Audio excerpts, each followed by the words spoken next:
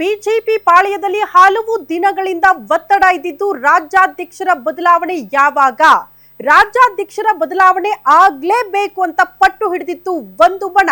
ಈಗ ರಾಜ್ಯಾಧ್ಯಕ್ಷರ ನೇಮಕಕ್ಕೆ count down ಶುರುವಾಗಿದೆ.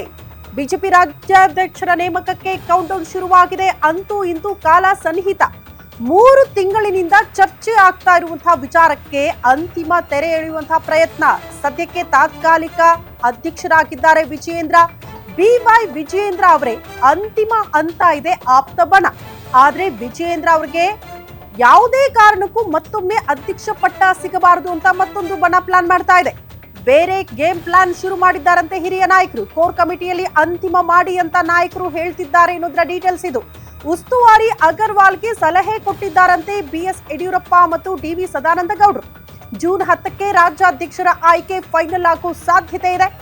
ಇದೇ ಜೂನ್ 10ಕ್ಕೆ ಯಾರು ರಾಜ್ಯಾಧ್ಯಕ್ಷರಾಗ್ತಾರೆ ಅನ್ನುವಂತಹ ಪ್ರಶ್ನೆಗೆ ತೆರೆ ಬೀಳುವ ಸಾಧ್ಯತೆಗಳು ಇದೆ ಅಂತ ಹೇಳಲಾಗ್ತಾ ಇದೆ.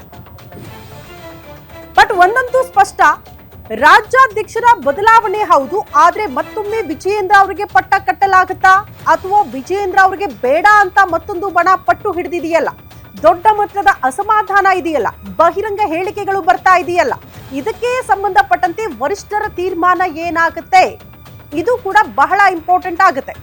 ನಮಗೂ ನಿಮ್ಗೂ ಗೊತ್ತು ಬಿಜೆಪಿ ಪಾಳ್ಯಕ್ಕೆ ಯಡಿಯೂರಪ್ಪನವರು ಎಷ್ಟರ ಮಟ್ಟಿಗೆ ಅನಿವಾರ್ಯ ಆಗಿದ್ರು ಅಂತ. ಯಡಿಯೂರಪ್ಪನವರಿಗೆ ಪಕ್ಷ ಅನಿವಾರ್ಯ ಅಲ್ಲ, ಬದಲಾಗಿ ಪಕ್ಷಕ್ಕೆ ಯಡಿಯೂರಪ್ಪನವರು ಅನಿವಾರ್ಯ. ಯಾವಾಗ ಅವರು ಪಕ್ಷದಿಂದ ದೂರ ಸರಿದ್ರು, ನಿವೃತ್ತಿ ಘೋಷಣೆ ಮಾಡಿದ್ರು, ಅವರ ಸ್ಥಾನವನ್ನ ತುಂಬಬಲ್ಲಂತಹ ಮತ್ತೊಬ್ಬ ವ್ಯಕ್ತಿ ಯಾರಾದ್ರೂ ಇದ್ರೆ ಅದು ಅವರ ಪುತ್ರ ಮಾತ್ರ ಅಂತ. ಹಾಗಾಗಿ ವಿಜಯೇಂದ್ರ ಅವರಿಗೆ ಉನ್ನತ ಸ್ಥಾನಮಾನ ಕೊಡ್ತೀವಿ ಅಂತಲೇ ಈ ಹಿಂದೆ ಯಡಿಯೂರಪ್ಪನವರನ್ನ CM ಸ್ಥಾನದಿಂದ ಕೆಳಗಿಳಿಸಿತ್ತು ಬಿಜೆಪಿ ಹೈಕಮಾಂಡ್. ಹಾಗಾಗಿ ಆ ಮಾತಿಗೆ ಬದ್ಧರಾಗಿ ಬಿಜೆಪಿ ಹೈಕಮಾಂಡ್ ವಿಜಯೇಂದ್ರ ಅವರಿಗೆ ಬಿಜೆಪಿಯ ರಾಜ್ಯಾಧ್ಯಕ್ಷ ಪಟ್ಟವನ್ನ ಕೂಡ ಕಟ್ಟಿತ್ತು. ಬಟ್ ಅಲ್ಲಿಗೆ ಎಲ್ಲವೂ ಕೂಡ ಮುಗಿದು ಹೋಯ್ತಾ ಅನ್ನುವಂತಹ ಪ್ರಶ್ನೆಗೆ ಇಲ್ಲ. ಯಾವಾಗ ವಿಜಯೇಂದ್ರ ಅವರು ರಾಜ್ಯಾಧ್ಯಕ್ಷರಾಗಿ ಅಧಿಕಾರ ಸ್ವೀಕಾರ ಮಾಡಿದ್ರು, ಅಲ್ಲಿಂದ ಇಲ್ಲಿ ತನಕ ಕೂಡ ಅವರ ಪಟ್ಟಕ್ಕೆ ಸಂಬಂಧಪಟ್ಟಂತೆ, ವಿಜಯೇಂದ್ರ ಅವರ ವಿಚಾರಕ್ಕೆ ಸಂಬಂಧಪಟ್ಟಂತೆ ಬಹಿರಂಗವಾಗಿ ಅಸಮಾಧಾನವನ್ನ ಕೆಲ ನಾಯಕರು ವ್ಯಕ್ತಪಡಿಸೋದಕ್ಕೆ ಶುರು ಮಾಡ್ಬಿಟ್ರು. ಅಲ್ಲಿಗೆ ಪಕ್ಷ ಒಂದು 3 ಬಣಗಳಾಗೋಯ್ತಲ್ಲ ಅನ್ನುವಂಥ ಪರಿಸ್ಥಿತಿ ಬಿಜೆಪಿ ಪಾಳ್ಯದಲ್ಲಿ ನೋಡೋದಕ್ಕೆ ಸಿಗ್ತಾ ಇತ್ತು.